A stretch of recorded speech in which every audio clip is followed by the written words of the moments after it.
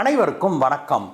மீண்டும் இலங்கை தன்னுடைய சுய ரூபத்தை, தன்னுடைய குறுக்கு புத்திய, கேவலமான நரித்தனத்தை இந்தியாவிடம் காட்ட ஆரம்பிச்சிருக்க நண்பர்களே.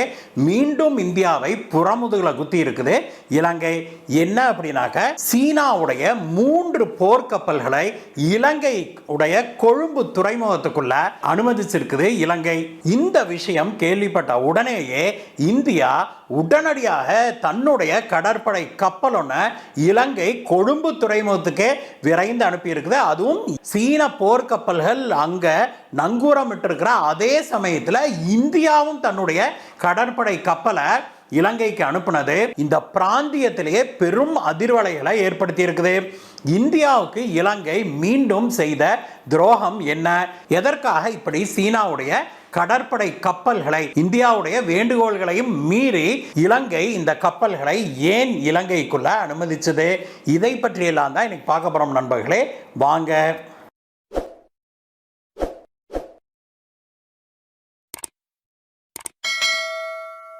இமாலய மலைகளில் இந்தியாவும் சீனாவும் இன்றைக்கு வரைக்கும் ஒரு மோதல் போக்கை கடைபிடித்து வராங்க.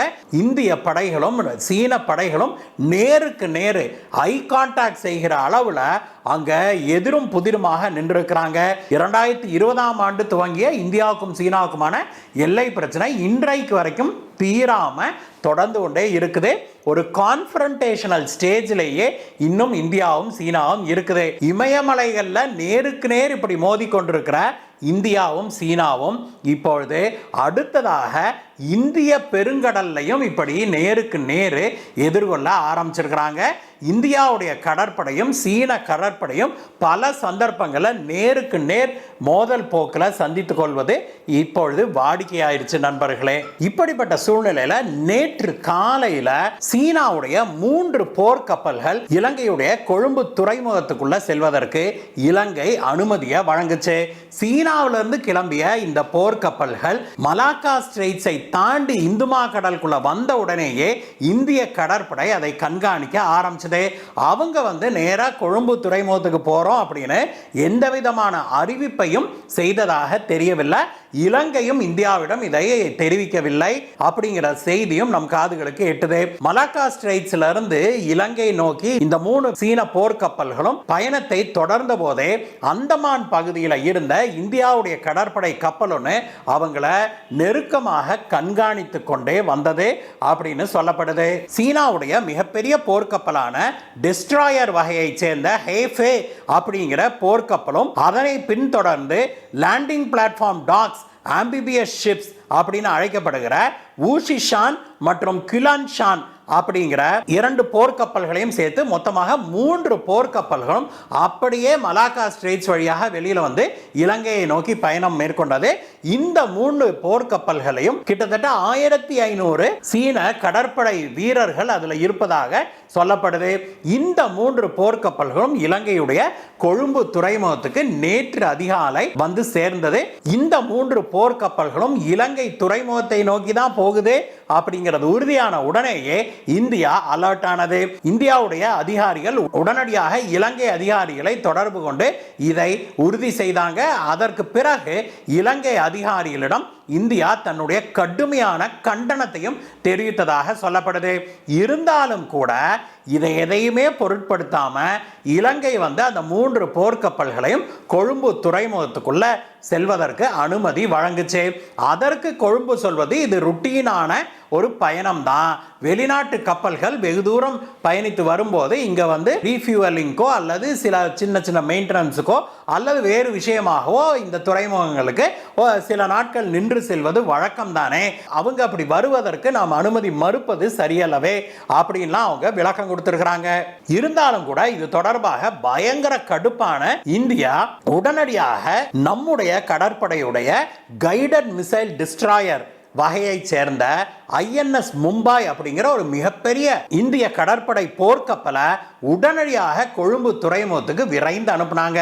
இந்த சீன கப்பல்கள் மூன்றுமே கொழும்பு துறைமுகத்தில் போய் அங்க நங்கூரமிட்ட ஒரு சில மணி நேரங்கள்லேயே இந்தியாவுடைய போர்க்கப்பலும் அதே துறைமுகத்துக்கு போய் இறங்குச்சுன்னா பார்த்துக்கோங்களேன். புரோட்டோகால் படி பிற நாட்டு கடற்படை கப்பல்கள் ஒரு நாட்டுக்கு வந்ததுன்னா அந்த விருந்தாளிகளுடைய கடற்படை கப்பல்களுக்கு அந்த நாட்டு கடற்படை வீரர்கள் வரவேற்பு வழங்குவது வழக்கமான ஒன்று. அதன்படி சீனாவுடைய 3 கப்பல்களுக்கும் இலங்கை கடற்படை வரவேற்பு நிகழ்ச்சி ஒன்று நடத்துச்சு. அந்த வரவேற்பு நிகழ்ச்சி முடிஞ்ச கையோடு அந்த சூடு கூட ஆறல. அதற்குள்ளாக இந்திய கடற்படை கப்பலும் அதே கொழும்பு துறைமுகத்துக்குள்ள வர இலங்கையுடைய கடற்படை அதிகாரிகள் இந்தியாவுடைய போர்க்கப்பலுக்கும் அதே போன்ற ஒரு சிவப்பு கம்பள வரவேற்பை அளித்தாங்க அப்படிங்கிற சுவாரஸ்யமான செய்தியும் நம் காதுகளுக்கு எட்டுச்சு. அது மட்டுமல்ல, இந்த 3 சீன போர்க்கப்பல்களுமே இலங்கையில 4 நாட்கள் நிறுத்தப்படுது. சரியா சொன்னோம்னா ஆகஸ்ட் 29ஆம் தேதி காலையில இந்த போர்க்கப்பல்கள், சீனாவுடைய போர்க்கப்பல்கள் இலங்கையிலிருந்து வெளியேறுது. அந்த வெளியேற சமயத்தில் அங்க பாசேஜ் எக்ஸசைஸ் அப்படின்னு அழைக்கப்படுகிற இன்னொரு வழக்கமான சம்பிரதாயத்தையும் இலங்கை செய்ய போகுது அப்படிங்கிறது நம் காதுகளுக்கு எட்டுது. இந்தியாவுடைய கடற்படை கப்பல் INS மும்பாய் இப்பொழுது கொழும்பு துறைமுகத்துக்கு போயிருக்குது இல்லையா? அந்த INS மும்பாய் பார்த்தோம்னா அது ஒரு மிகப்பெரிய கப்பல். கிட்டத்தட்ட 419 இந்திய கடற்படை வீரர்கள் அதுல வேலை செய்யறாங்க. அந்த கப்பலும் சரியா ஆகஸ்ட் 29ஆம் தேதியே காலையிலேயே அங்கிருந்து வெளியேறுவோம் அப்படின்னு சொல்லி அறிவிச்சிருக்கிறாங்க.